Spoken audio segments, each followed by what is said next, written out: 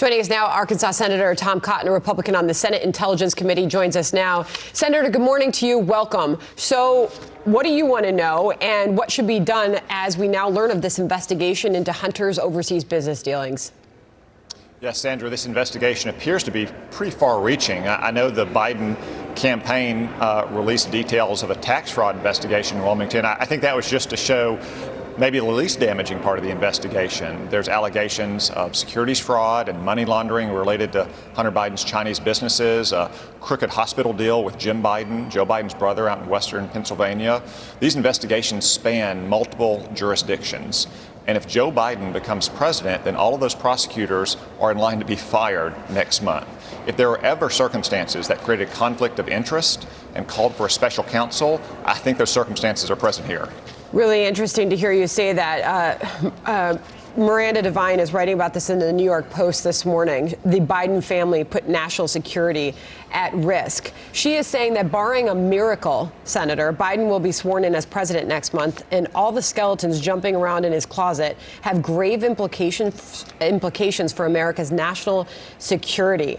When it comes to the Biden family's business associations with Communist Party entities in China, it doesn't get any more serious. How do you respond to that? I mean, that's a pretty dire warning. I think it's very serious, Sandra. Look, the Biden family has been trading on Joe Biden's public office for 50 years. Valerie Biden Owen's his sister, and Jim Biden his brother, and Hunter Biden his son.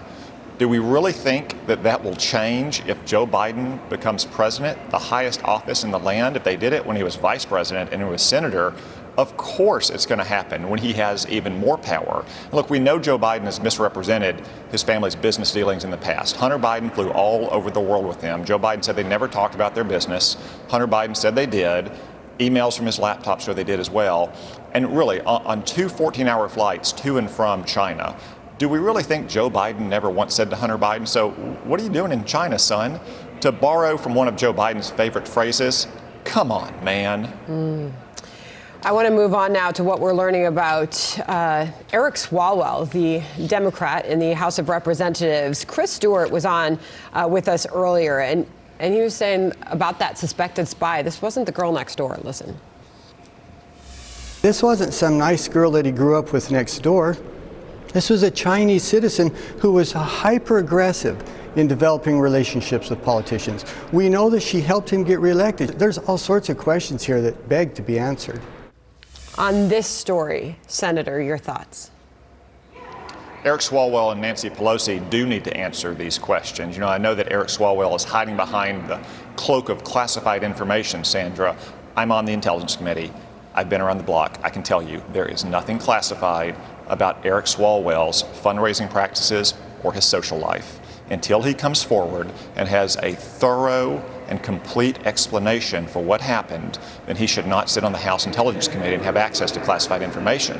And Nancy Pelosi needs to answer what she knew and when she knew it. If Eric Swalwell was briefed about this woman in 2015, surely Nancy Pelosi, the House leader, a member of the Gang of Eight, which has access to the most classified secrets of our nation's government, knew it as well. Because she kept him on the House Intelligence Committee for these last 5 years. They both have a lot of questions to answer, and they need to do so in public today. Okay, we're going to have a member of the House Intelligence Committee, Brad Wenstrup, is going to join us top of the next hour. That will obviously be key to hear from him on that. But Kevin McCarthy, the House Minority Leader, was on Fox News earlier this morning and echoed your sentiments about this is a man, based on what we know today, should not be sitting on the House Intelligence Committee. Listen. This man should not be in the Intel Committee. He's jeopardizing national security. What is being said in those meetings inside the SCIF that we don't want other people to hear or listen? You cannot take in your watch. You cannot take in your phone. But here we have an individual who, Nancy Pelosi, this is the real question. When did Nancy Pelosi know of this? And why did she maintain him on the committee?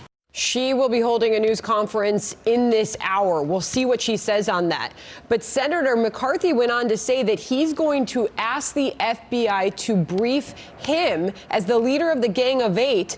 He wants to know more. He has questions. He's concerned about Swalwell now jeopardizing things that he's hearing on that committee at this point in time. I hear you saying he shouldn't be sitting on that committee, but what threat does that pose? Well, again, this is why he needs to answer these questions. He said just in the last day or two that he doesn't know what happened to this woman or have any ties with them, but apparently his brother and his father were still social media friends with her until just yesterday. So he needs to come forward and give a full explanation of what his relationship with her was when the FBI alerted him that she was a literal Chinese spy. Why do you believe he hasn't done that yet? Why hasn't he? I don't know, but I can tell you it's not because he might reveal classified information. There is nothing classified about Eric Swalwell's social life or his fundraising practices. Got it. Senator, appreciate you coming on with us. Thank you. Thank you.